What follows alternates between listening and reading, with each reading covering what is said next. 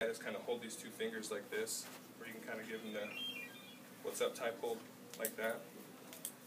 And then you just want to make sure they're at 90 degrees here. So we just try to do 90 degrees kind of at the armpit, 90 degrees at the elbow, and then straight at the wrist with a little bit of ulnar inclination there, or deviation.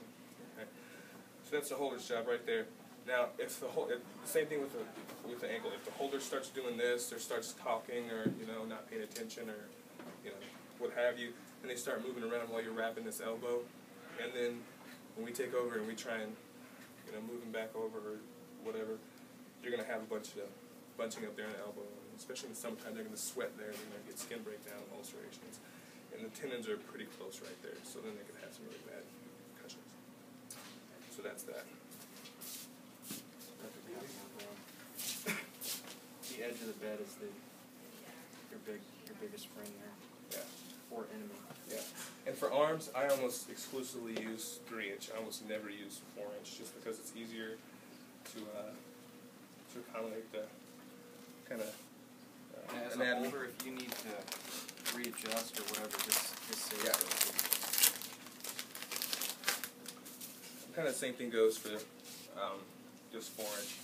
If somebody has a smaller arm and you have 4-inch on hand, or if it's 3-inch and it's a really small old lady or something like that, then just use, it's made so that you can make it into whatever you need it to be. Don't, just because it's 4-inch, don't use it if it's too much or too little. So a lot of times we say put them in a double sugar tong. Everybody know what that is? Okay. No? Okay. Good. Perfect. So double sugar tong is, so a single sugar tong would be one just like that. Just like the sugar tong tweezers. Okay. So just like this, and the double component would be another slab, like this. Okay. And with that, a single sugar tong can keep your wrist from moving, flexing, and extending. A double sugar tong keeps you from supinating, pronating.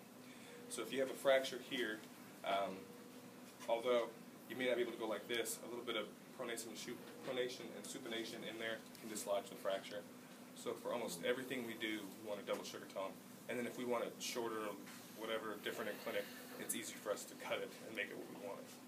Okay. This is another time that orthoglass is really bad. You can imagine that if you have somebody in a sugar tong, and a lot of times people, especially outside clinics, put people in sugar tongs. If you put in a sugar tong, especially on a little kid, somebody's going to be not compliant, and it wraps around here, and then it dries and it constricts, it's going to be pretty tight back here. And it takes just a little bit of them extending, and then that plaster is going to dig in back here. Does that make sense? So a lot of times you see kids, especially at Mercy, come in and they have these lines in the back of their arms where they have full skin breakdown because of a single sugar tong put on with orthoglass. It happens all the time. And same thing goes for plaster. If you do a single sugar tong and plaster, you really need to pad back here. Alright, so the way to build this up is to measure. So we want to go from the MCPs here, the knuckles. You want to be just on this side of the knuckle. And what that allows the patient to do is use their hand. So they should be able to pick up a can of Coke or vegetables or whatever with their hand whenever they have a splint on. Okay? Unless they have a spica splint on. Or if they have like a boxer's fracture and we put them in an extrinsic or whatever, and we can go over those too if you guys want to.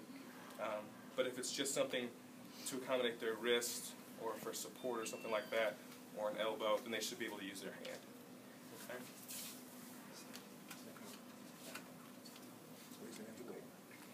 So, measure here, and always keep it just a little bit long, okay? And when I'm first measuring, I'm going to about there. Oh yeah, we definitely switch it.